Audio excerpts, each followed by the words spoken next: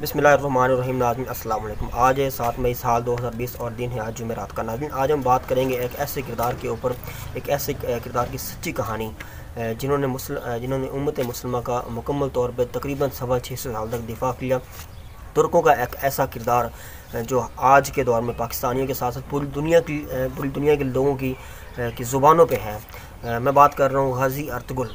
Ertugrul एक ऐसा किरदार है जिन्होंने मुसलमानों के दिफा के लिए, अल्लाह ताला की बका के लिए कोई कसर नहीं छोड़ी। उन्होंने 650 साल तक दुनिया के बेशतर हिस्से पे हुक्मरानी की। आज अगर हम इस दुनिया की को लेकर अगर बात करें तो आज इस दुनिया में तकरीबन 40 ऐसे ममालिक बनते हैं जिन पर रास्त उनका। बात करते हैं इस सीरियल के मरकज़ी किरदार की, अर्तुगरुल की। तो उनकी जो पैदाइश है वो 1191 ईस्वी में हुई और आपने वफ़ात पाई 1280 ईस्वी में। कुछ किताबों के अंदर 1281 भी लिखा हुआ है। इसके बाद आपके 3 बेटे थे जिनमें कंदोज, साउची और सबसे छोटा बेटा उस्मान जिन्होंने खिलाफत उस्मानिया की बुनियाद रखी। ये उन्होंने तकरीबन आपकी वफ़ात के 10 साल बाद 1291 के अंदर खिलाफत उस्मानिया की बुनियाद रखी। ये सिलसिला चलता आ रहा था आपकी पैदाइश से लेके 1291 से 1924 तक, तकरीबन 600 साल तक तुर्कों ने जो वो उम्मत मुस्लिमा का दिफा किया। अगर हम बात करते हैं तुर्कों की कामयाबियों के ऊपर, तो अगर हम उनकी कामयाबियों को सुनहरी हरूफ में भी लिखें तो वो भी इनके लिए कम होगा। जिस तरह के इन्होंने कारनामे, जिस तरह की कामयाबियाँ बड़ी बहादुरी के साथ, बड़ी दलेरी के साथ, बड़ी अक्लमंदी के साथ सर अंजाम दिए। तो मैं आपके सामने चंद एक जो मेन मस्जिद नबवी, गुंबद खिजरा और मस्जिद हराम की जो जदीद तामीर है वो भी आपके दौर में हुई। तुर्कों ने आपको पता है कि हिजाज़ का जो मुकम्मल कंट्रोल था वो तुर्कों के पास था।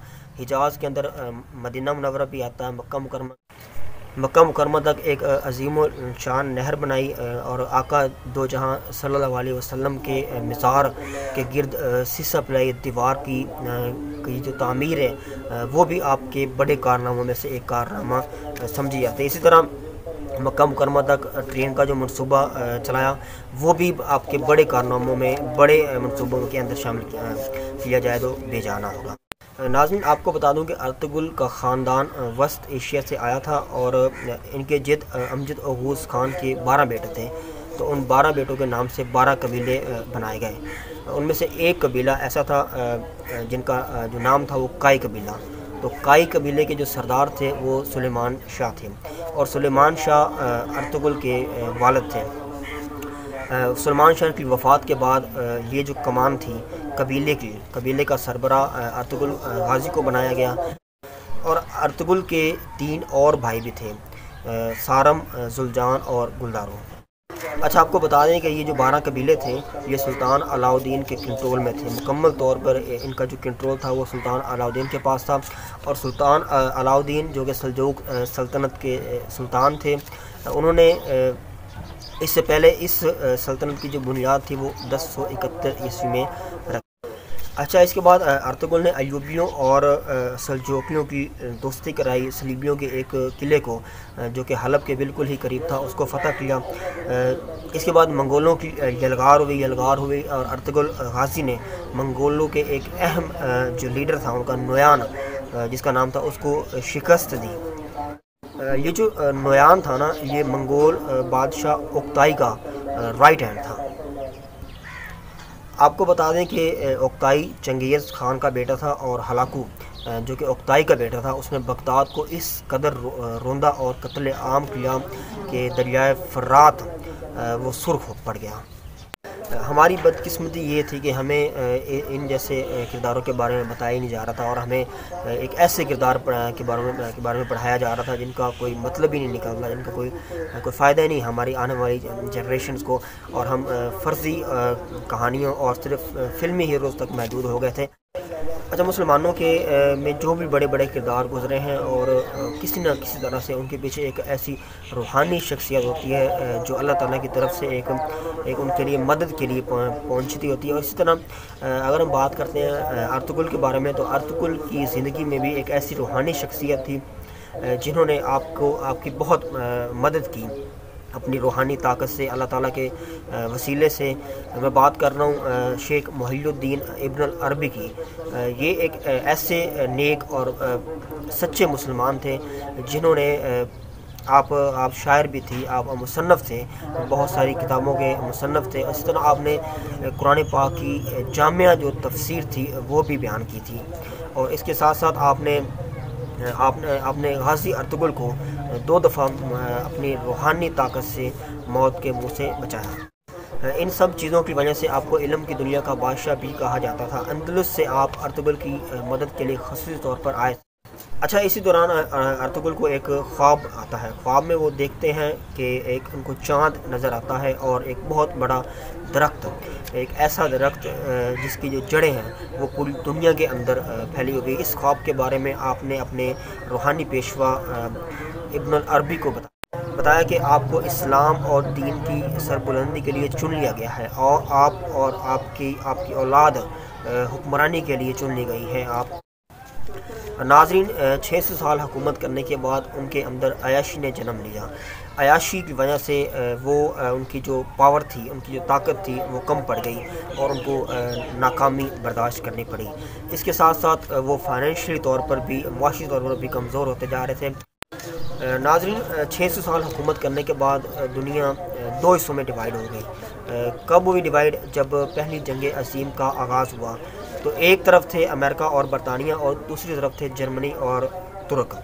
تو اس وجہ سے پاور کے لحاظ سے بھی اور معاشی لحاظ سے بھی جو ترک تھے وہ کمزور تھے. تو اس وجہ سے ان کو شکست کا سامنا کرنا پڑا اور ان کے ہاتھوں سے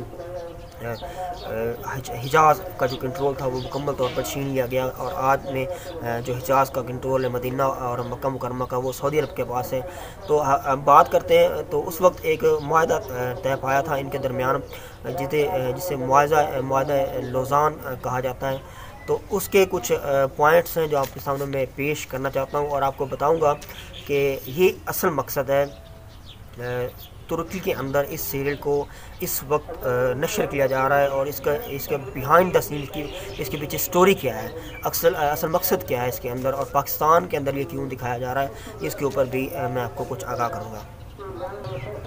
اچھا، اس معاہدے کے جو محرکات تھے، ان کے جو پوائنٹس تھے وہ یہ تھے کہ خلافت عثمانیہ کو ختم کر دی جائے گی، خلافت عثمانیہ مکمل طور پر ختم کر دی جائے گی، جانشین کو ہٹا دیا جائے گا یا کچھ ایسے جانشین جن کو قتل کر دیا جائے گا یا قید کر لیا جائے گا، کچھ کو جلا وطن بھی کر دیا گیا تھا. تمام اثاثے جو تھے، ان کی جو دولت تھی بچی کچی، اس کو ضبط کر لیا جائے گا اس معاہدے کے تحت. اس کے بعد ترکی کو ایک سیکولر ریاست بننے پر مجبور کر دیا گیا، مطلب اس کو سیکولر ریاست بنا دیا. اچھا، جو اس معاہدے کے تحت ان کو جو سب سے بڑا ایک جھٹکا لگا تھا وہ یہ تھا کہ وہ اپنے ملک سے کسی بھی قسم کی جو معدنیات ہیں وہ نہیں نکال سکیں گے. تیل اور اس کی ڈرلنگ جو ہے وہ اس پر مکمل پابندی لگا دی گئی. اس کے بعد فاسٹ فورس کی جو بندرگاہ تھی وہ استنبول میں ہے، جس کا جو پرانا نام تھا وہ تھا قسطنطنیہ. تو اس کے اندر بھی پابندی لگا دی گئی، اس کو بھی ڈیوٹی فری کر دیا گیا. انٹرنیشنل بندرگاہ اس کو قرار دیا گیا کہ مطلب جو بھی یہاں سے موومنٹ ہوگی اس کے اوپر ترکی کوئی بھی کسی بھی قسم کی جو ڈیوٹی ہوتی ہے وہ نہیں حاصل کر سکے گا. تو اس وجہ سے یہ بہت بڑا معاشی لحاظ سے ترکی کو جھٹکا پہنچا. ناظرین، آپ کو یہ بتا دوں کہ ترکی اور پاکستان کے جو تعلقات ہیں وہ ہمیشہ سے بڑے اچھے رہے ہیں، اور ان تعلقات کی جو بنیاد تھی وہ یہ تھی کہ جب ان کو جلا وطن کیا جا رہا تھا ترکوں کو، تو ہندوستان، تب پاکستان تو نہیں بنا تھا نا، تو ہندوستان کے جو مسلمان تھے وہ صرف پوری دنیا سے انہوں نے آواز بلند کی تھی ترکوں کے لیے، ترکوں کی مدد کے لیے وہ پہنچے تھے صرف. تو آج بھی ان مسلمانوں کی، ان پاکستانیوں کی قبریں جو ہے وہ ترکی کے اندر موجود ہیں.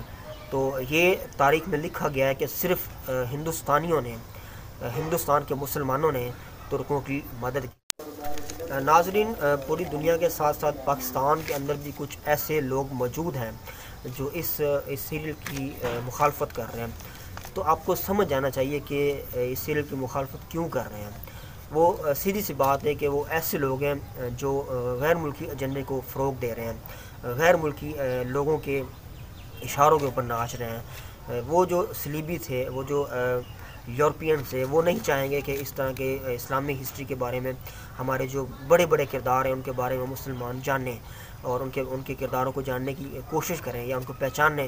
اور آپ لوگوں سے ریکویسٹ ہے کہ اس چینل کو سبسکرائب لازمی کر دیا کریں اور ساتھ میں جو گھنٹی کا بٹن ہوتا ہے اس کو لازمی پریس کیا کریں تاکہ ہماری آنے والی ہر اپڈیٹس، ہر ویڈیو جو ہے وہ آپ تک بر وقت پہنچتی رہے۔